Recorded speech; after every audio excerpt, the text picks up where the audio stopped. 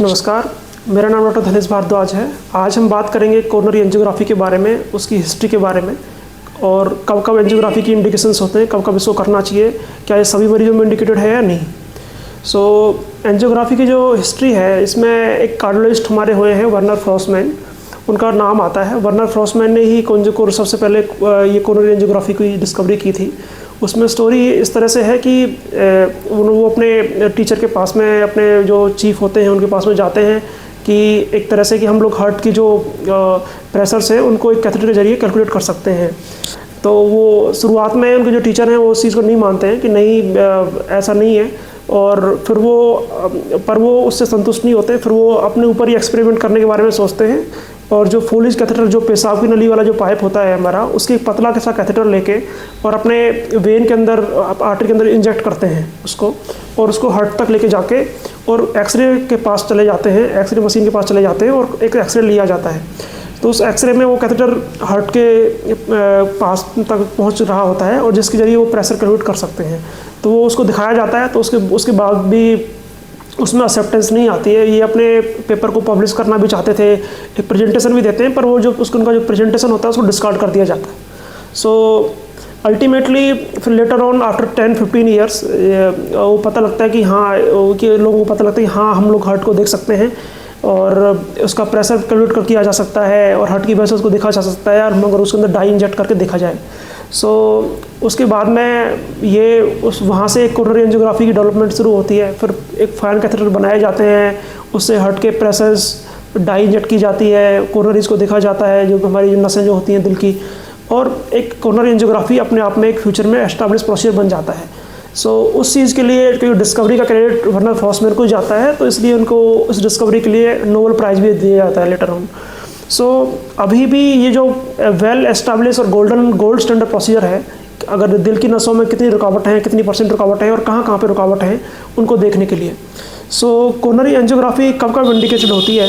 जिन मरीजों में ongoing chest pain है, जो कि चेस्ट पेन लेके आते हैं, तो इमीडिएटली अगर हम लोग ECG और ट्रॉप-आई अगर उनका पॉजिटिव आता है, ECG में पॉजिटिव फाइंडिंग्स हैं और ट्रॉप-आई पॉजिटिव है, तो इमीडिएटली उनको एंजियोग्राफी के लिए ले जाना चाहिए।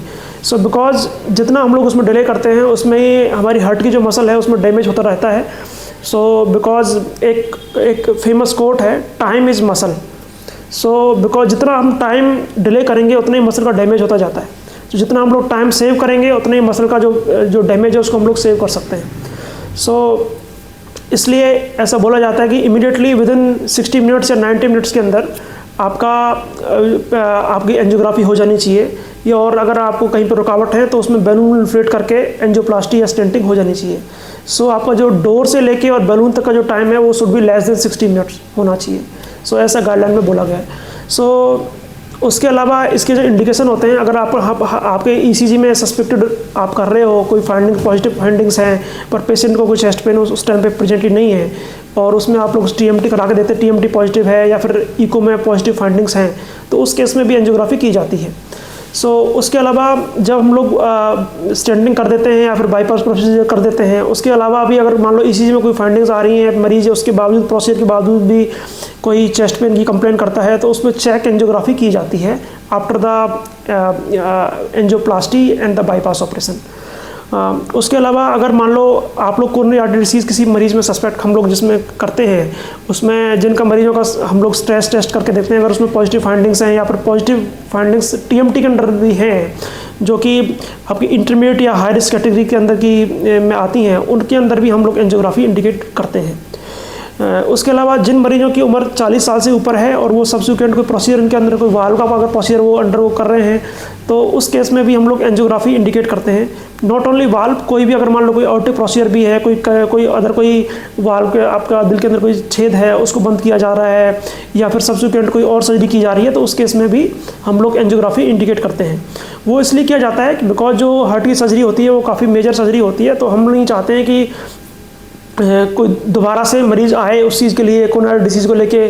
और दूसरा कारण इसका ये भी रहता है बिकॉज हम लोग जो ये सर्जरी जो होती हैं, ये पंप पे होती हैं और उसमें जो ब्लड का, जो मरीज़ का जो हार्ट का, जो लंग का जो काम है वो बाईपास मशीन करती है। तो नॉर्मली जब ऑपरेशन हम लोग ठीक ठाक कर देते हैं, फिर भी मरीज़ जो है उस पंप से बाहर नहीं आ पाते हैं। तो वो इसलिए होता है बिकॉज उनकी नसों में रुकावटें होती हैं। तो इसलिए हम लोग उसको पहले ही हम लोग एंजियोग्राफी से रूल आउट कर लेते हैं कि नसों में रुकावटें हैं या नहीं है।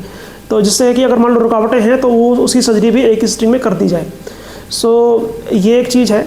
उसके अलावा जो हम लोग TMT टेस्ट करते हैं या फिर स्ट्रेसियो करते हैं या फिर स्ट्रेस MRI करते हैं या स्पेक्ट करते हैं या स्ट्रेस पैट करते हैं, उसमें भी अगर मान लो इंटरमीडिएट या हाई रिस्क फाइंडिंग्स हमको अगर दिल के अंदर मिलती हैं उसमें, तो उस केस में भी एंजियोग्राफी इंडिकेटेड होती है।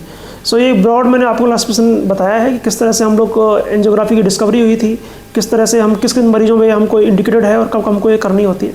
सो आप कोई और बेहतर जानकारी चाहते हैं मेरे से तो आप पर्सनली आकर अपॉइंटमेंट ले सकते हैं। मैं इस तरह के वीडियोस अपने चैनल पे डालता रहता हूँ और आप मेरे चैनल को अधिक से अधिक सब्सक्राइब कीजिए और ज़्यादा से ज़्यादा लोगों में डिस्ट्रीब्यूट कीजिए, जिससे कि और जो दिल के मरीज़ हैं उनको भी आपको फ़ायदा मिल सके। Thank you.